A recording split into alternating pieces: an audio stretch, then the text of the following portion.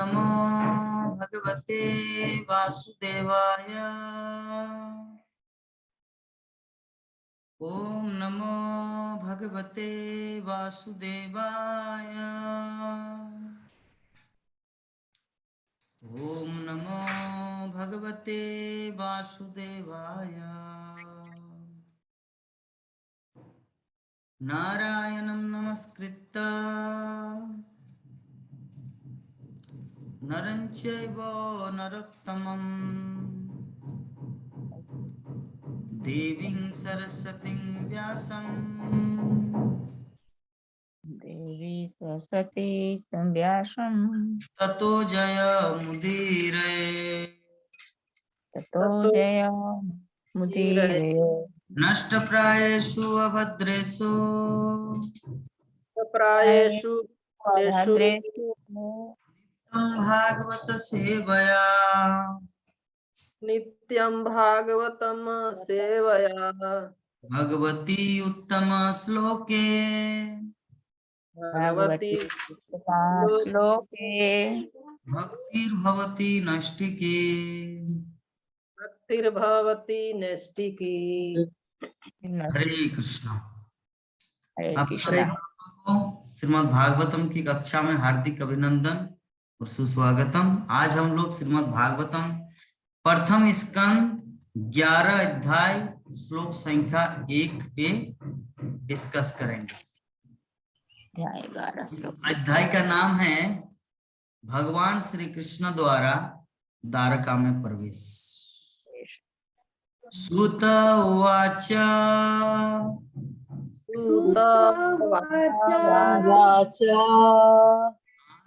तांश उपव्रज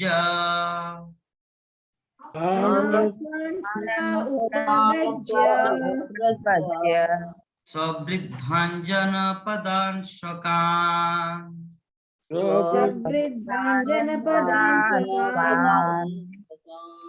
दमोदर वरं तेषाम्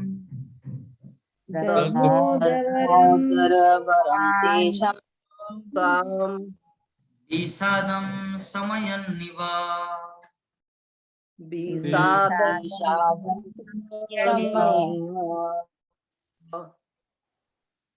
सूत उवाच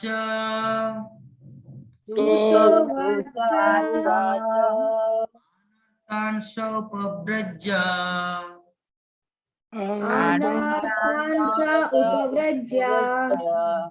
सवृद्धांजन पदान् शकान्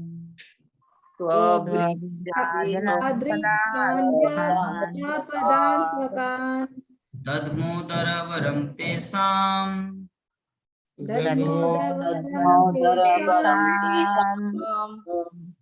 विषादं समयन्निव।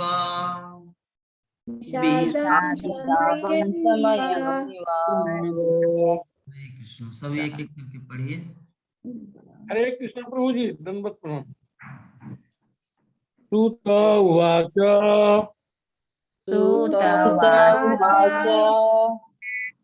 अनर्तान् स उव्रज्य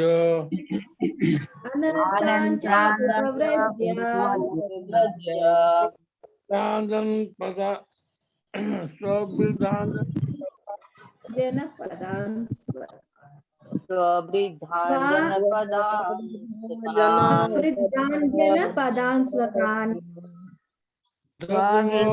जनपदा अशोकान् विषादं समयन्निव।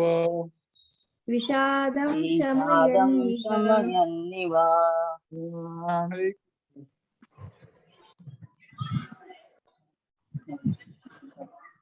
नंद किशोर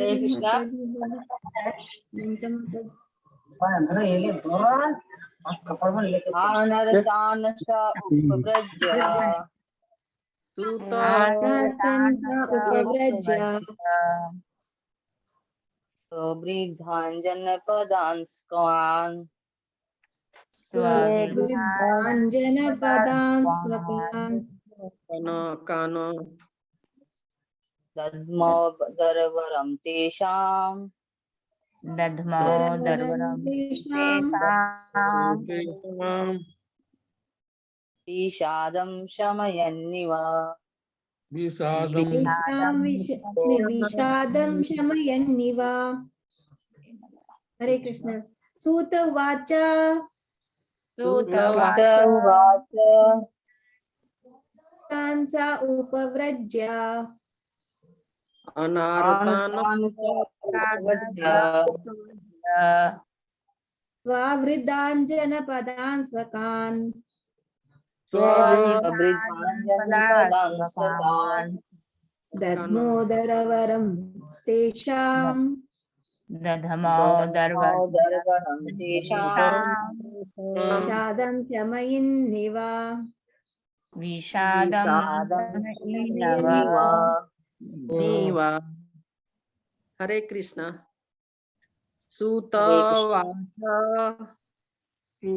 उवाच उवाच अनर्तान् सह उपव्रज्य अनर्तान् सा उपव्रज्य स्ववृद्धा जनपदान् स्वकान् स्वविधा जनपदा सुकान् दर्यवरं तेषां दग्मोदरवरं दरवरं तेषां तेषां सादं सम्यन्निव। विषादं शमयन्निव। समयन्निव। हरे कृष्ण। हरे कृष्ण प्रभु जी। सभी भक्तजनों को दंडवत प्रणाम करती हूँ।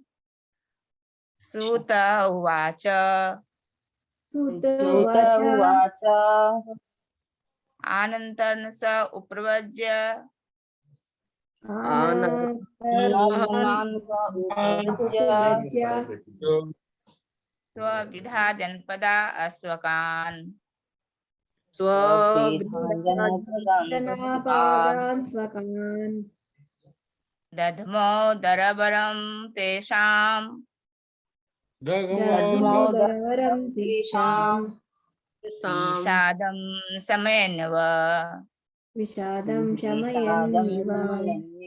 शमयन्निव।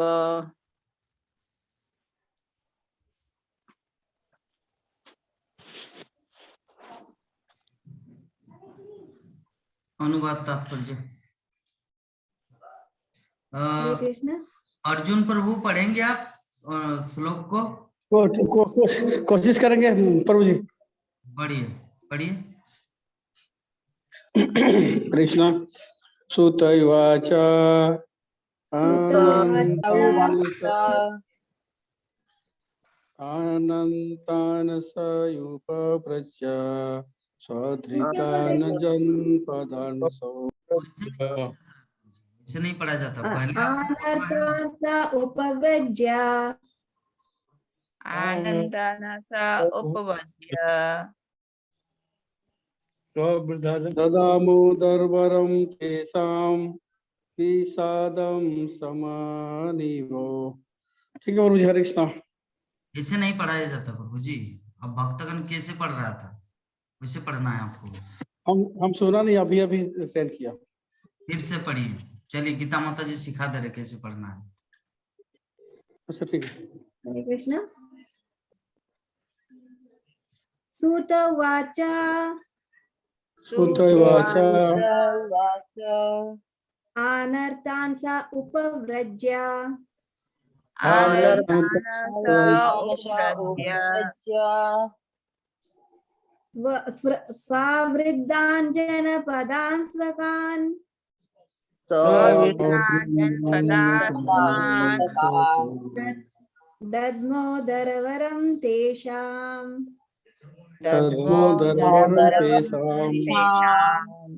विषादं शमयन्निव।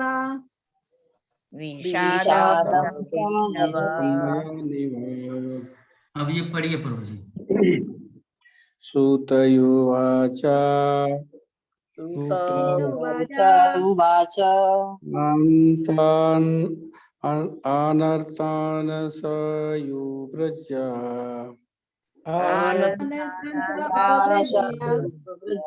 सुकृतान जनपदान् सोवकान्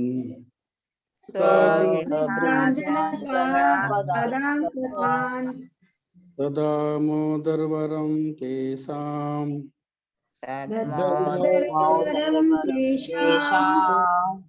विषादं संनयनीव विषादं शमयन्निव। बहुत सुंदर। कृष्णा प्रभु जी हरे कृष्ण। अनुवाद होता कोशिश करेंगे। ठीक है। हरे कृष्णा। प्रथम स्कंद अध्याय 11 श्लोक संख्या 1। सूत गोस्वामी ने कहा, अनार्तों के देश के नाम से विख्यात अपनी अत्यंत समृद्धि राजनगरी द्वारका के निकट पहुंचकर भगवान ने अपने आगमन उद्घोषित करने तथा निवासियों की निराशा को शांत करने के लिए अपना शुभ शंख। कुरुक्षेत्र युद्ध के कारण भगवान अपनी समृद्ध राजनगरी द्वारका से दीर्घ काल तक बाहर रहे, जिससे नगर निवासी उनके वियोग के कारण विषाद से अभिभूत थे।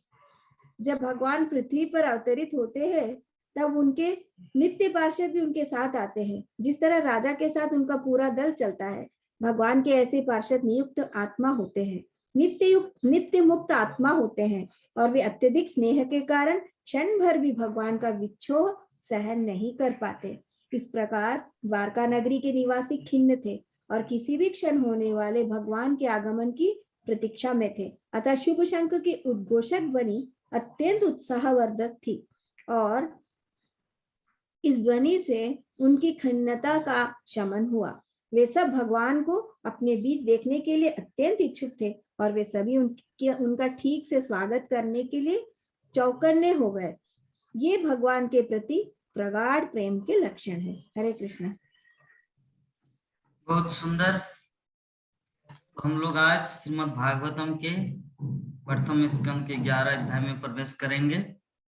जैसे भगवान श्री कृष्ण द्वारका में प्रवेश किए, उसी प्रकार हम लोग भी 11 स्कंद में, मतलब 11 अध्याय में प्रवेश किए। तो चलिए, उससे पहले हम लोग थोड़ा सा डिस्कस करते हैं। कल के जो अध्याय हम लोग कंप्लीट किए, उसमें से क्या क्या चीज पॉइंट था। तो एक भक्त का दूसरे भक्त का नकल नहीं करेगा। ओवरव्यू सबका यूनिक होना चाहिए, पासपोर्ट की तरह। जैसे आधार कार्ड का नंबर अलग अलग होता है, मोबाइल नंबर अलग अलग होता है, उसी प्रकार जो भी भक्त का ओवरव्यू देंगे सबका यूनिक, किसी के साथ कुछ मेल नहीं खाना चाहिए। ठीक है, चलिए सबसे पहले हमारे ममता माता जी बोलेंगे कल के क्लास में क्या डिस्कशन हुआ था। हरे कृष्ण।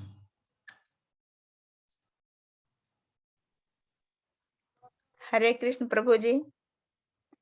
सभी भक्तों को दंडवत प्रणाम करती हूँ। कल जो हम लोगों का हुआ उसका अभिप्राय, श्लोक का जो अभिप्राय था कि भगवान श्री कृष्ण विभिन्न प्रांतों से गुजरते हुए अपने द्वारका नगरी में प्रवेश करने वाले हैं।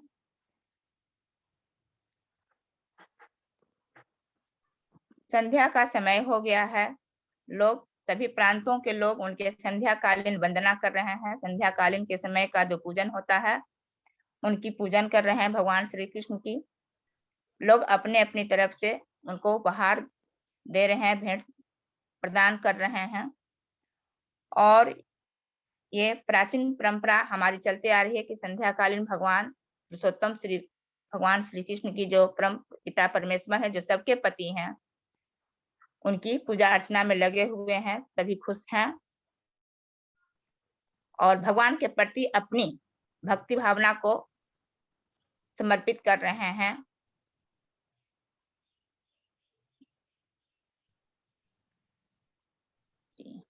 ठीक है माता जी, बिना देख के इतना सुंदर बोले, ये बहुत सुंदर बात।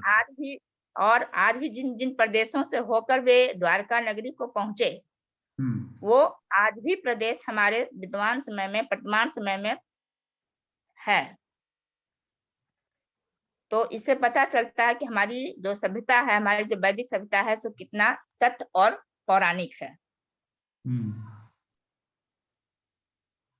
सुंदर, ये अभिप्राय है प्रभु जी। हरे कृष्ण प्रभु जी।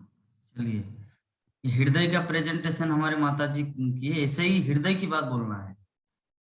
अभी चलिए इसके बाद हमारे नंदा किशोरी माता जी बोलेंगे बिना देखे, जैसे माता जी अपने हृदय से बोले उसी तरह जो भी स्मरण है यूनिक होना चाहिए, रिपीट नहीं होगा एक भी वर्ड। हरे कृष्ण।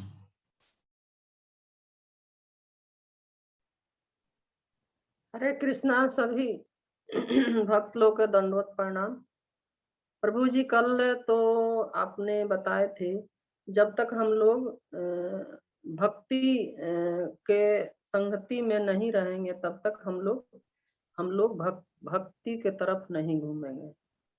जैसे कि साधु संत भक्त वैष्णव लोग का सभी को संगत में रहने से हम लोगों को भक्ति जो है सो उतना ही मतलब बढ़ेगा। और प्रभु जी और बताए थे कि जो नाम हम लोग भूल गए हैं, इससे जो भी नाम और भक्ति जो भी है सो जो भूल गए हैं वे हम लोग मतलब संगति से हम लोग उससे उस संगति में ज्यादा बढ़ेंगे। और उसी को याद करने के लिए भगवत को श्रवण करना है। और एक बात और है, जमीन के अंदर खोज करने वाले को मृदा मतलब मृदा कहते हैं। मृदा और मतलब वे जमीन मृदा जैसे का जमीन के मतलब रिसर्च जो जमीन के अंदर जो कुछ भी रिसर्च करते हैं पानी, तो वे है कि भगवान जो चले थे वे जिस मरुस्थल से चले थे वे तो रिसर्च मतलब रिसर्च को ही काम है कि वो मरुस्थल था, कहाँ पानी है कहाँ क्या है क्या नहीं है, वे तो भगवान का ही रिसर्च का ही वे काम है। और प्रभु जी आप एक और बताए थे, बच्चे को टीचर जब पढ़ाते हैं तो बच्चे पढ़ने के डर से मतलब रोता है, नहीं जाता है पढ़ने और उसको जबरदस्ती ले जाया जाता है पढ़ाने के लिए। उसी तरह हम लोगों का भक्ति है, पहले तो भक्ति के लिए भी ही हम लोग उसको किसी दूसरे आदमी को बताया जाता है, लेकिन वे आदमी मतलब वे फॉलो नहीं करता है। अभी तो कहता है कि अभी तो मेरे को समय है जी, वे मतलब वे उसमें इच्छा नहीं जाहिर करता है। और एक बात बताए थे, ये पैसा वाला जो एक पिता से एक उन्हीं का लड़का 50,000 रुपया ले लिया था और वे न कर रहा था कि हम नहीं लिए हैं। तो बाद में वे पकड़ा गया। पकड़ाने के बाद में पिताजी वे निकाल दिए उसको, और निकाल दिए तो वे फिर उनको दया लगा कि कहाँ भटकेगा, रोड पर भटकेगा, चलो उसको ले आकर के कम से कम तो उसको खाना तो देंगे ना। तो ले आए, खिलाए पिलाए, उसको सब किए। और उसमें बच्चा कहे कि हाँ हम ये नहीं खाएंगे, हमको ये नहीं चाहिए, वो नहीं चाहिए, तो उसमें पिताजी क्या करेंगे, उसको भगा देंगे। उसी तरह प्रभुपाद जी के आप बताए थे कि वे बच्चा मतलब और और प्रभु जी अभी से ज्यादा नहीं स्मरण होता। ठीक है माता जी, बहुत सुंदर आप ओवरव्यू प्रदान किए। इससे ही बोलना है ताकि भक्तगण को आनंद लगे, उनको हृदय में लगे, क्योंकि हृदय का बात हृदय तक पहुंचता है। और मन की बात मन तक पहुंचता है और आत्मा की बात आत्मा तक पहुंचता है, इसीलिए हम लोग को हृदय से बोलना है। तो चलिए इसके बाद हमारे बीच में हमारे कौन बोलेंगे, हमारे प्राण मोहन प्रभु जी, कि कल के क्लास में हम लोग क्या घटना क्या चर्चा किया था, प्रभु जी बताएंगे। हरे कृष्ण। सब चीज यूनिक होना चाहिए, दो भक्त जो बोले उनमें से एक भी वर्ड नहीं होना चाहिए। हरे कृष्णा प्रभु जी, दंडवत प्रणाम। कल प्रभु जी आप बता रहे थे जब हस्तिनापुर से भगवान जा रहे थे तो किन किन राज्यों से होकर के गुजरे, उनका नाम बताए थे प्रभु जी। प्राचीन नाम तो कुछ और था, लेकिन अभी जो नाम वर्तमान का है वो है दिल्ली, पंजाब, राजस्थान, सौराष्ट्र और गुजरात। उसके बाद जो है उनका राजधानी द्वारका, भगवान कृष्ण का जो राज्य है वो द्वारका धाम पहुंचे। और रास्ते में जो चले तो संध्या के समय में संध्या वादन, संध्या जो वो कर रहे हैं वो करना उनके लिए कोई जरूरी नहीं है। लोग कहते हैं कि वो भी जो है मतलब सकाम भक्तों की तरह, सकाम लोगों की तरह जो है वो मतलब करने के लिए बाध्य है, लेकिन वो बाध्य नहीं है। कि इस तरह यदि लोग देखेगा, करेगा तो उनका अनुकरण करेंगे। और वो जो भी करते हैं वो लोगों को उससे शिक्षा मिलती है और वो लोग अनुकरण करते हैं, उसके अनुसार चलते हैं। और तो जी पूरा ठीक है प्रभु जी, तो भक्तों के लिए थोड़ा रख दीजिए प्रसाद हम आपका, विवाह माता जी के लिए, गीता माता जी के लिए, हमारे अर्जुन प्रभु जी के लिए। तो चलिए, बहुत सुंदर हमारे प्राणमोहन प्रभु जी बताए। अभी हम अर्जुन मधुसूदन प्रभु जी से अनुरोध करेंगे कि कल के क्लास में प्रभु जी क्या समझे, 2 शब्द बताने हरे की कृष्णा। कृपा करें। हरे कृष्ण। प्रणाम प्रभु जी।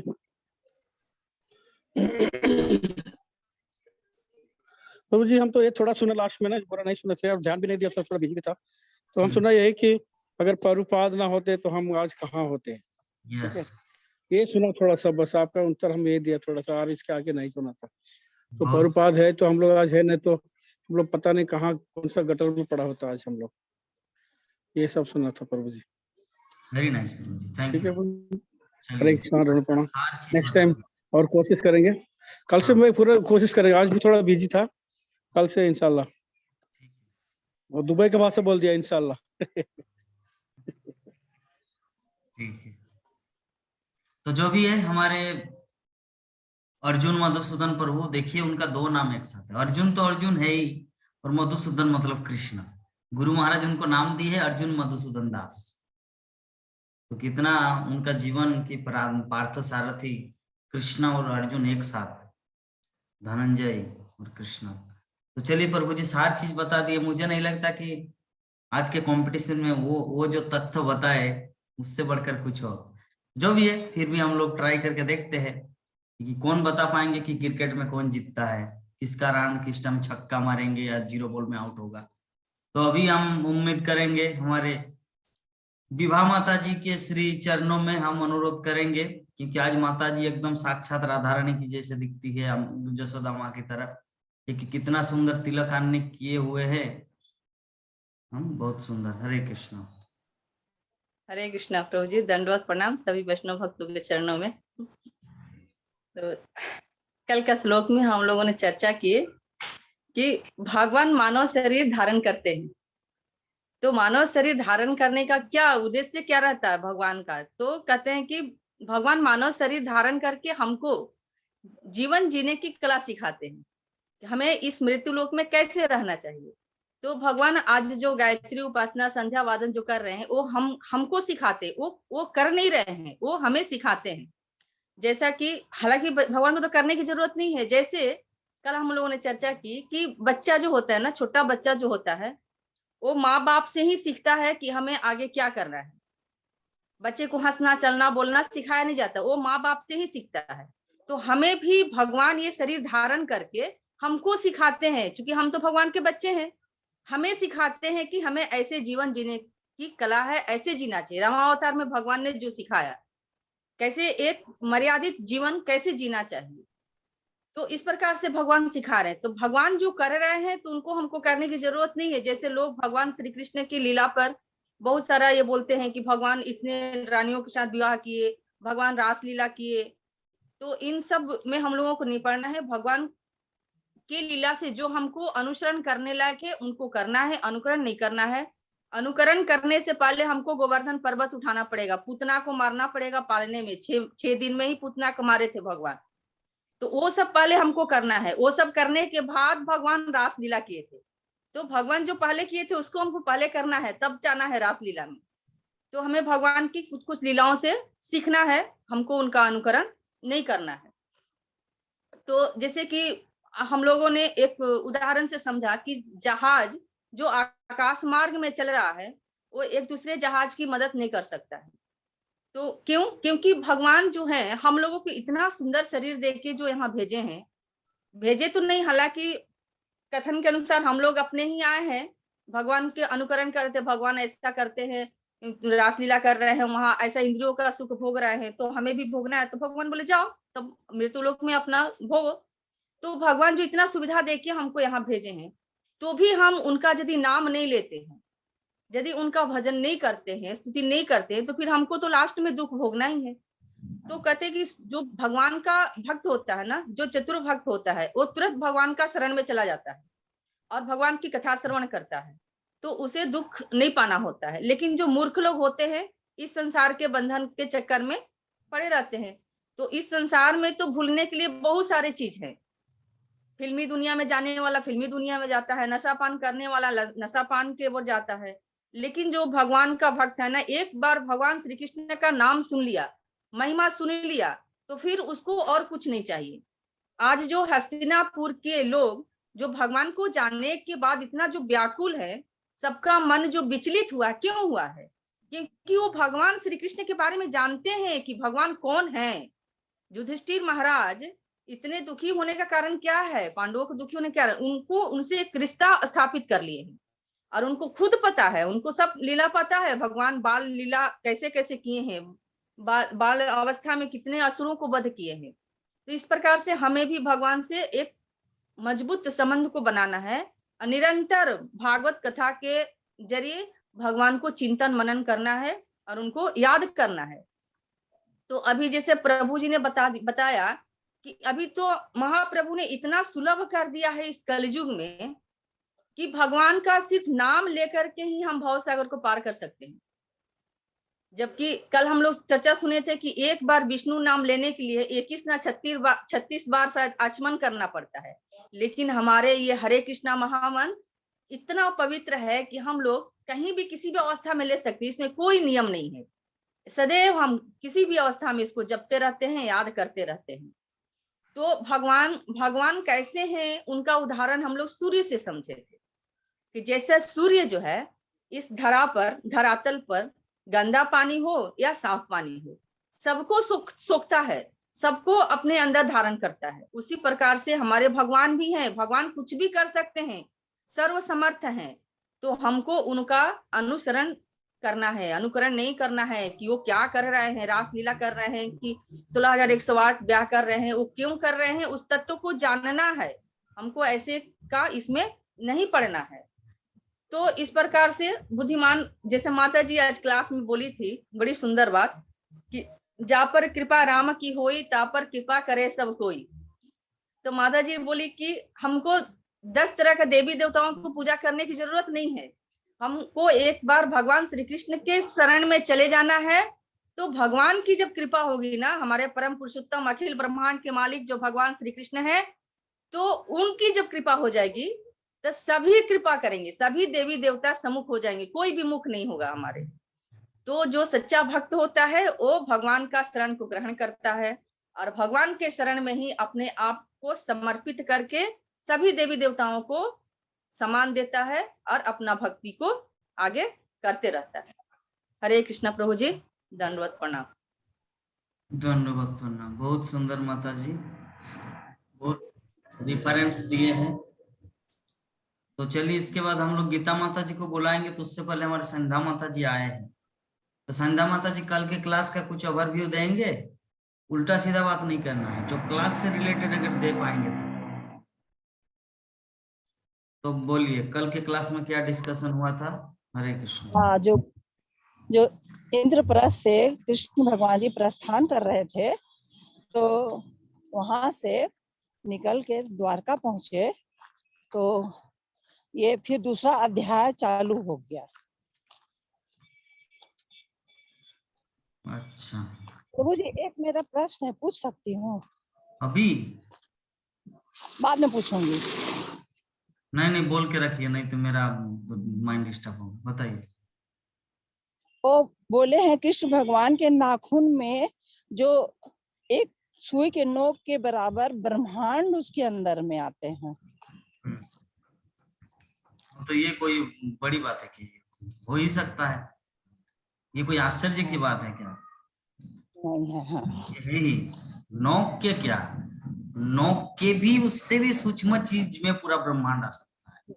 हाँ ब्रह्मांड है। ओके ठीक है, चलिए अभी हम लोग गीता माता जी से श्रवण करेंगे कि कल की क्लास में क्या डिस्कशन हुआ था। आज मुझे ओवरव्यू सुनने में बहुत अच्छा लगा। क्यों बताइए तो? क्योंकि सभी ने कुछ अलग अलग बोला। दूसरे दिन क्या होता है, प्राण मोहन प्रभु हाँ हस्तिनापुर के छत में ऐसा हुआ, नंद किशोरी माता जी भी वही हाँ हस्तिनापुर के छत में ऐसा हुआ। लेकिन नहीं, आज सभी भक्तगण अपने अपने अंडरस्टैंडिंग के अनुसार जो जो कुछ समझे है वो अपने अनुसार बताए। हमारे टीका गौरांग प्रभु जी, आप कुछ बोल पाएंगे? कल के क्लास में जो कुछ श्रवण किए हैं, तो कल से आपको दाढ़ी मूछ काटना पड़ेगा। ये जो मूछ है, मूछ को काटना पड़ेगा, क्योंकि हम लोग सीरियल देख रहे हैं ना रोज रामायण का, जिसमें रावण का जो पार्टी है ना, ज्यादातर सबका मूछ है। इसीलिए आपको ये आपको हटाना होगा कल से, पूरा एकदम छूलना है ब्लेड से। कल जो क्लास में हम लोग वर्णन किए थे, कुछ स्मरण है आपको प्रभु जी? कल मैं पूरा नहीं देखा, बस थोड़ा सा देखा लास्ट में। अच्छा ठीक है, कोई बात नहीं। आज आप अच्छी तरह श्रवण कीजिए, और कल जब बोलने के लिए 1-2 मिनट बोलने के लिए बोला जाएगा तो 1-2 पॉइंट बताना है, ठीक है?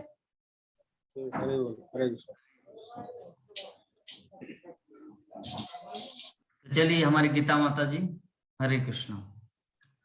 हरे कृष्णा, सभी को दंडवत प्रणाम। कल का श्लोक ये था कि कृष्ण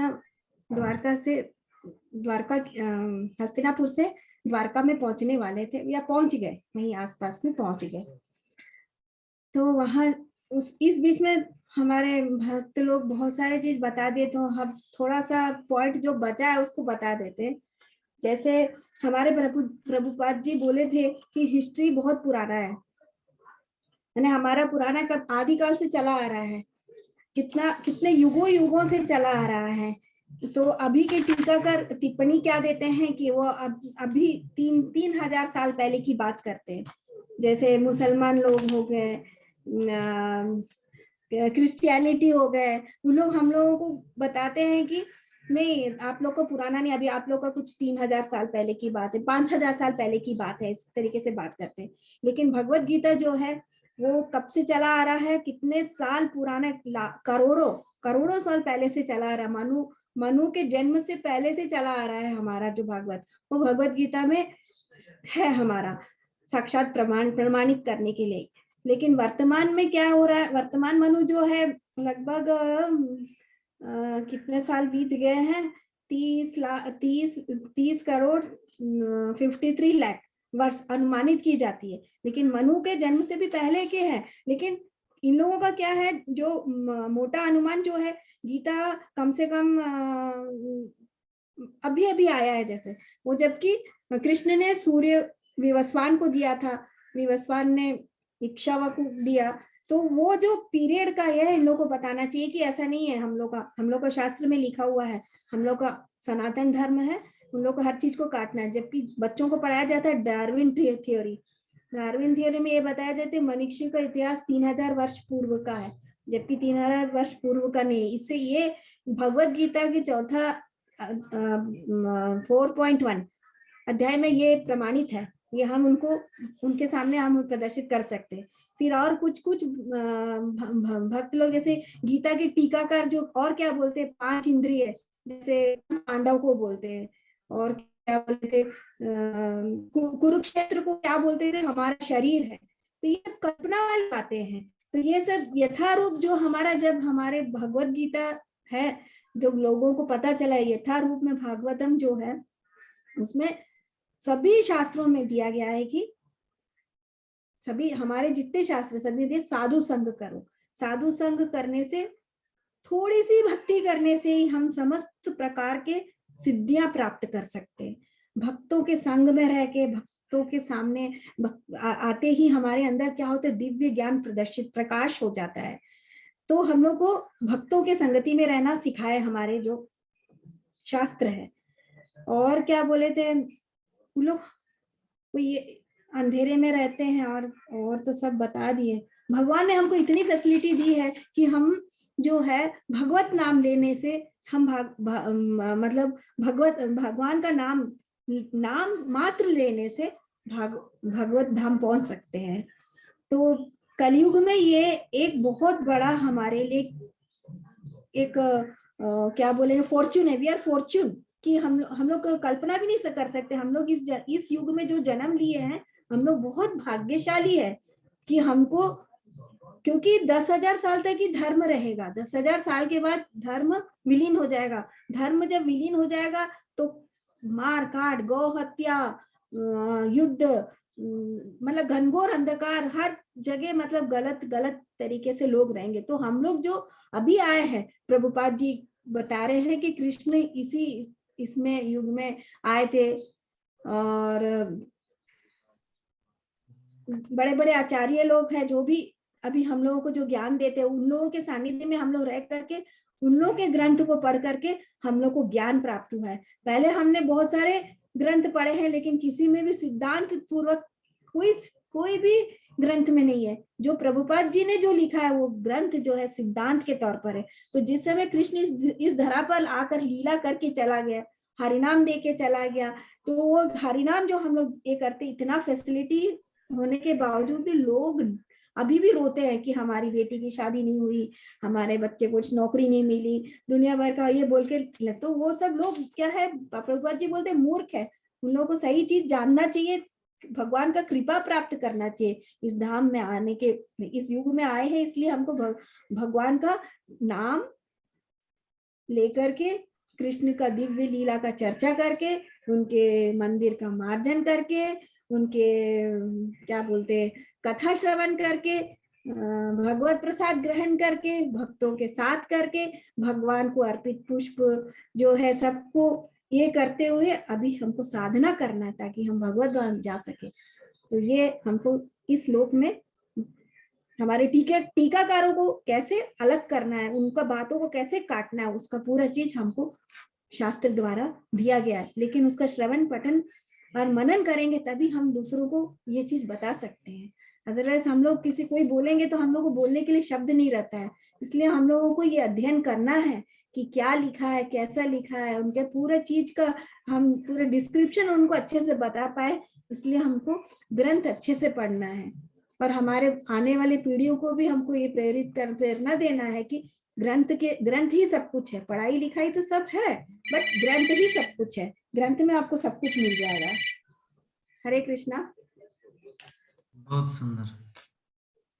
चलिए, हमारे माता जी भी व्याख्याकार हो गए। कभी कभी हमारी अनुपस्थिति में भी माता जी क्लास को संचालन कर पाएंगे, मुझे जैसा लग रहा है।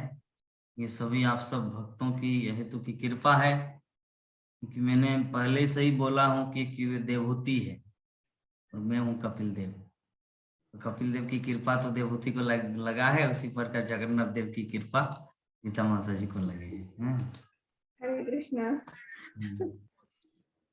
तो बहुत सुंदर माता जी ओवरव्यू दिए। आज का ओवरव्यू मुझे बहुत ही पसंद आया, हृदय को टच किए। सबने यूनिक चीज बताया। यूनिक मतलब किसी के साथ कोई मेल नहीं खाए, यही है ना रियल क्लास। जो अपने तरफ जो जैसा समझे है उस समझ के अनुसार उसको एक्सप्लेन करना, उसको कहते हैं ओवरव्यू या अनुभव। जो क्या अनुभव किए, क्लास को श्रवण करके क्या समझे।